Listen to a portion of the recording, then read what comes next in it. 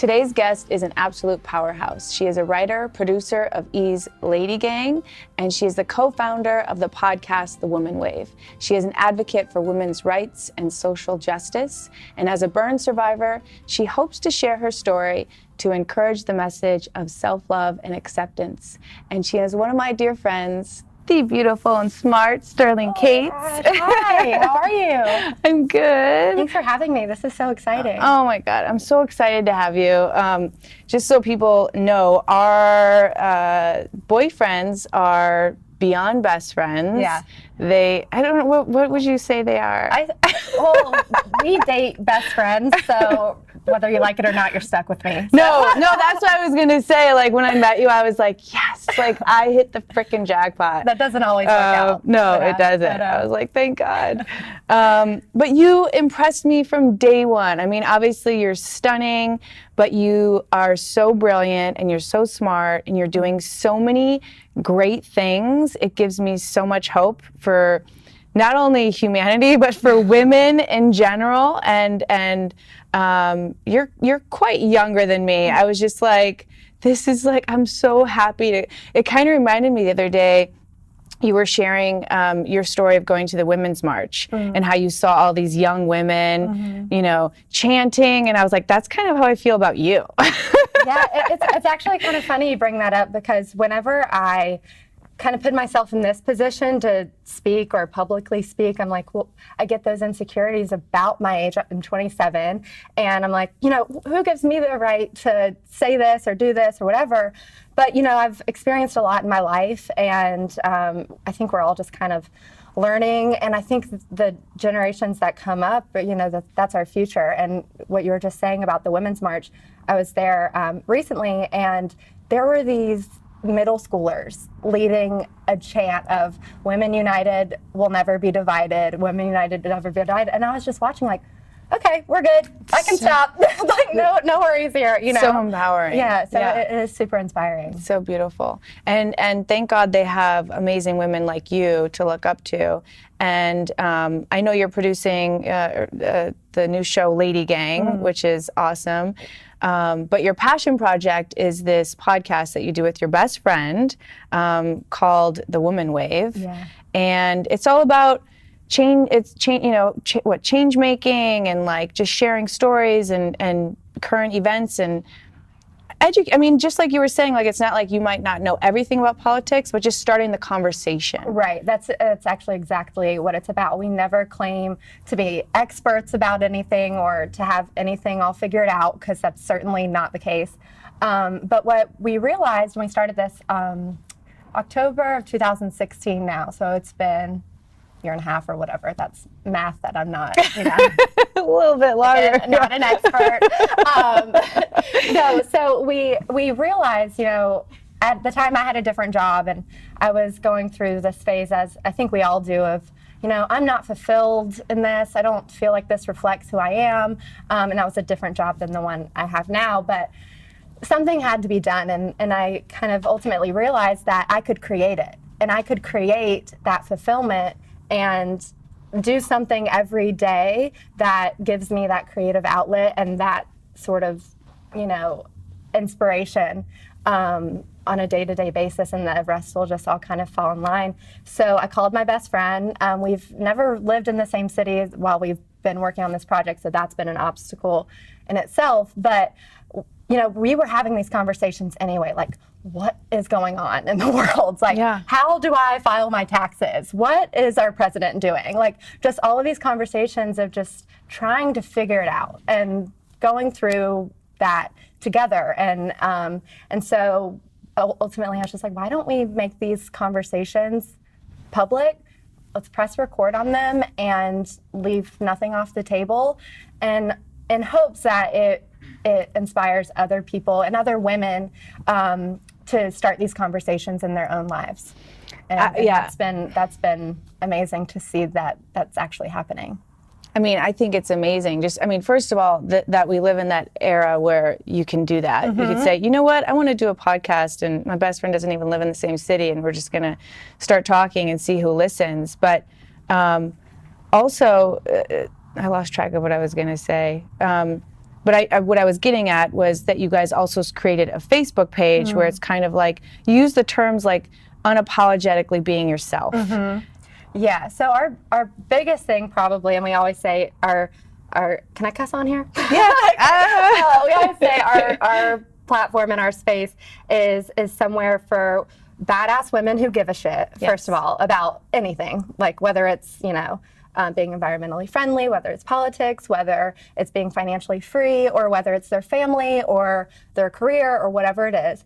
People and women who care and who are also unapologetically works in progress. And we say that over and over again, but we genuinely believe that, we're all just figuring this out.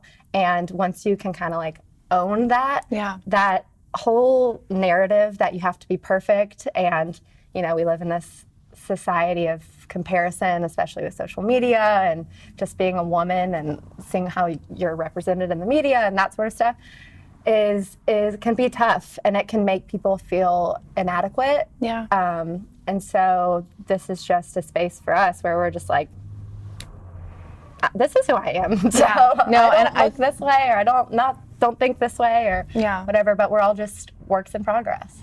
And I think that that's such an important message. I recently read a quote, and it was like, wow, like being a woman in business, it said, I think women feel like they're just supposed to know everything, and they don't want to ask questions. And, whether it be in business or in personal life, like just handling things. And I think just having a space where they could hear other women talk about common things that are there's a lot going on right now in the world and with the politics and everything. So I'm so excited to continue listening and hear what you guys have to say. It's a work in progress. It's a work in progress. But that's what's so humbling. That's what's like, I think that's what people are attracted to. And like I mentioned in your bio, you're obviously this stunning, smart woman. Like people get that right away. But I love that we were talking about your burns, that you're a burn survivor. And I was like, that is your thing. Like that is your token to make you human and be able to share. Because I would think that there's probably a lot of people that automatically, would be like this. And then it's like, no, like I've had some things I've had to go through. And not that you need a scar, a lot of people have scars that you don't ever see. But do you want to share a little bit about that and like what happened? And yeah, totally. So when I was 12, I was in a grease fire accident, actually making donuts with my best friend at the time. Don't worry, still eat donuts. It didn't scar you that bad. What's funny you is eat donuts. usually that's what the first question people ask is, I just have one question, do you still eat donuts? And the answer is yes. But anyway, so I was in this grease fire accident where, oil got too hot. You can't combine oil, boiling oil with water. That caused an explosion because when it got too hot, that's how, she tried to put it out at the time. Fortunately, when there was the explosion and just kind of, there's really no other word I can think of to describe it. It was just like a burst through our kitchen. I was holding the pot and I fell, and my right leg, my entire right leg, caught on fire.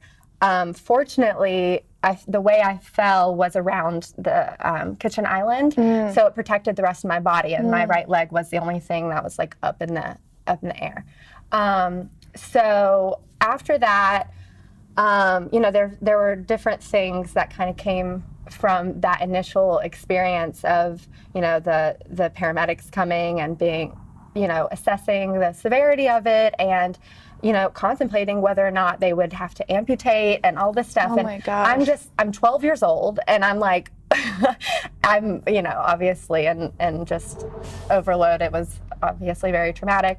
But what's crazy, and I've been reflecting on this more in my adulthood, is that one of my first thoughts was, as a 12-year-old in that position of, or are they going to amputate, or, knowing that this was going to change the course of my life, and just how society is set up for little girls and women, my initial thought was, oh my God, I'll never be, in my head of what successful was like an actress or a model, or I'll never be able to, that was what I thought success would look like.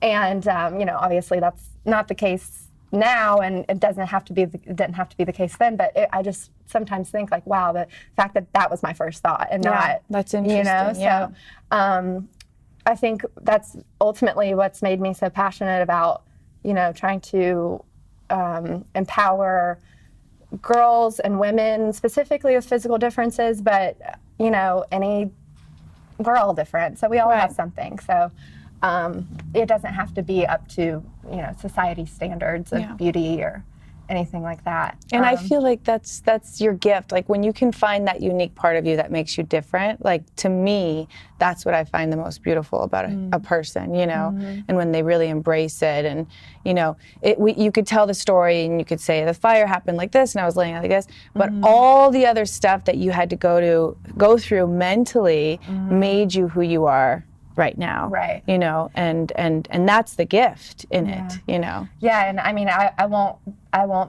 say that, that realization came immediately. I had to wear a leg garment, which is basically like a compression sleeve.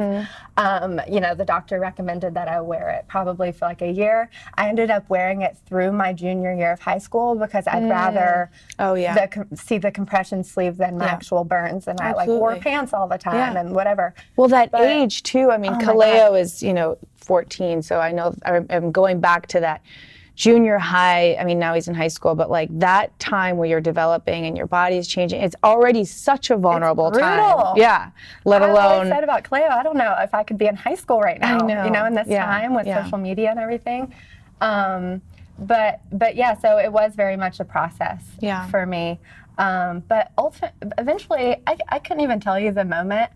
I think it was towards the end of high school, probably beginning of college, where I was just like, this is a waste of time to like be concerned about this. And, I have a very strong support system, and my mom and my brother and my sister, that it just, it eventually just didn't matter anymore. Yeah. And I was I couldn't picture my life without it, Yeah. I still feel that way. Yeah. I love that.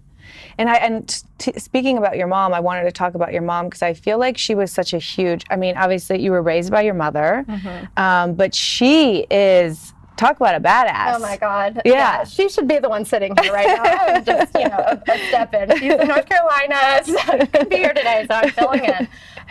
No, she genuinely, and I mean, I know we all say that our moms are the best mom, but I actually have the best mom. No, she is, just an angel. She's the most hardworking person I know. She is a single mom of 3. I was raised without a father because he was an alcoholic and has since passed. He passed away when I was in high school without me ever really having a relationship with him. So that was a whole other aspect of it. But with that said, I mean, my mom has just taught me the about work ethic and loyalty and just pretty much everything. Yeah, she's incredible. Yeah. I mean, when I got to meet her, I was lucky enough to meet her, and I was like, yep, you are just like your mama. Yeah. And on a more personal note, I know we've talked privately, because I was just asking you your thoughts regarding my own stuff going on, raising a son by myself, and asking you what it felt like. And you were very confident in that you never felt like you were really missing anything because your mom was such a great mother. And that was such a relief to hear as a single mom, because I worry about this and I'm like, well, Sterling turned out real damn good. So I think we all have some stuff. But I think I'm going to be okay. Yeah. No, I think you're an incredible mom. I've gotten to witness it firsthand, and you juggling your business and doing that all by yourself. I mean, it's just countless sources of inspiration from you. But speaking to the single mom part of it, yeah, growing up, I'm sure it was extremely stressful for her, and especially with my accident and everything when I was 12. She never made that feel like a burden, financially or otherwise. She never made it feel like having 3 kids on her own was a burden. It's amazing. It's like, you know, I never it's felt amazing. like I missed out. Yeah. And something that I've learned just, you know, by not having that relationship with a father figure is obviously my just like awe of women in general and the strength that we as women have. But I think, you know, for me personally, my father not being there was the best thing that he could have done. You know, it would have just been I would have had I can't even imagine growing up with that sort of, you know, turbulence. That wasn't there because he wasn't present. So that was something that I've realized in, you know, my older years. I didn't always feel that way, but I was like, he was being the best dad he knew he could be by not being here.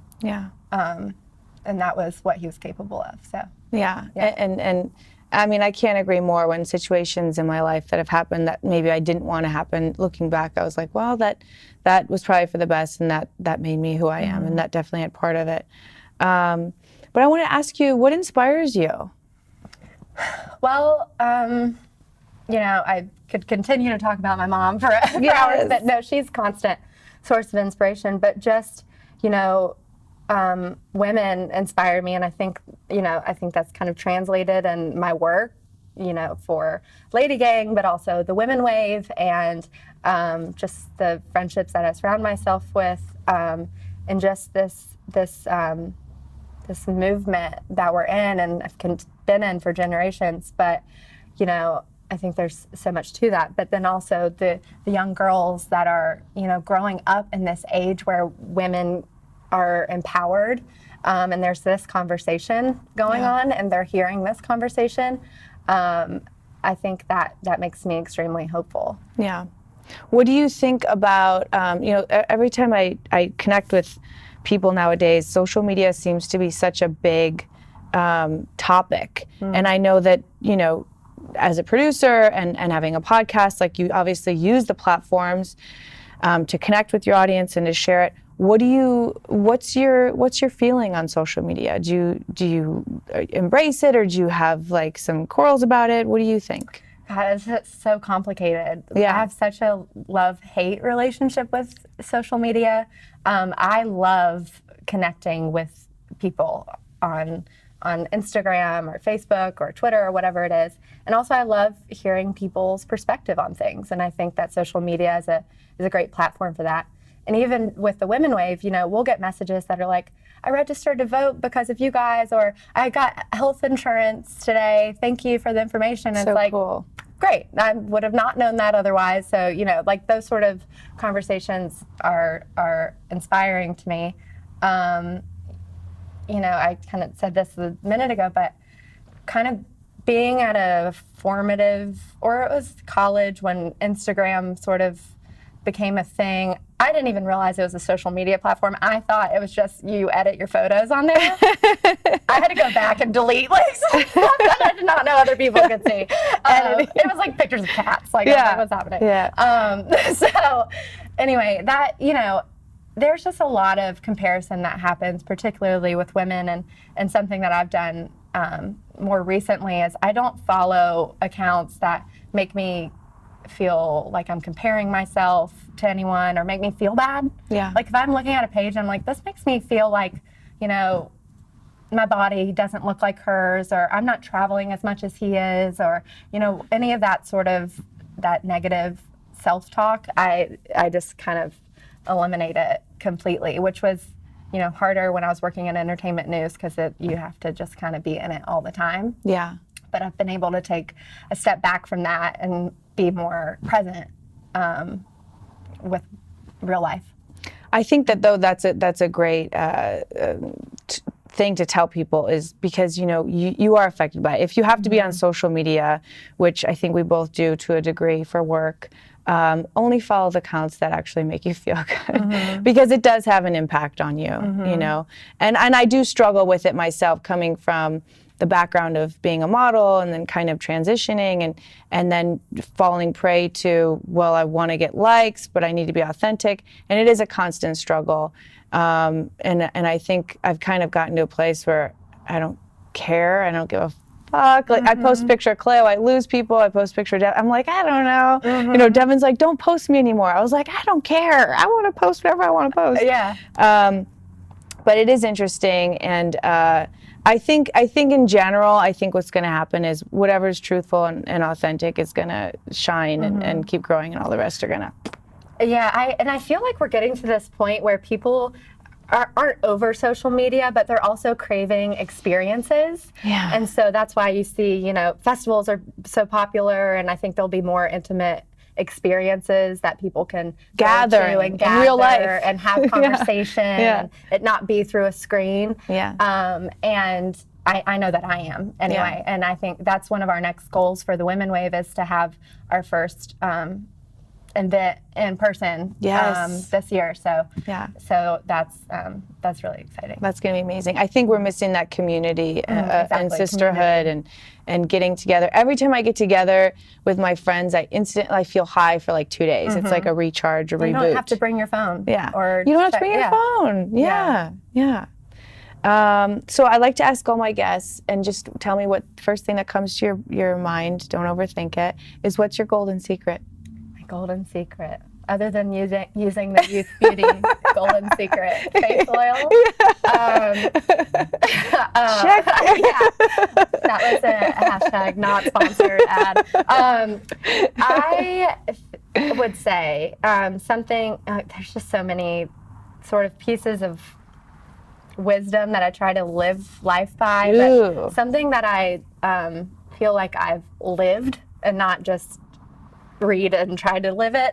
But I did some sort of like self-development workshops and that sort of stuff. And one of the things that stood out and I really resonated with was they say to throw your hat over the fence and then go get it.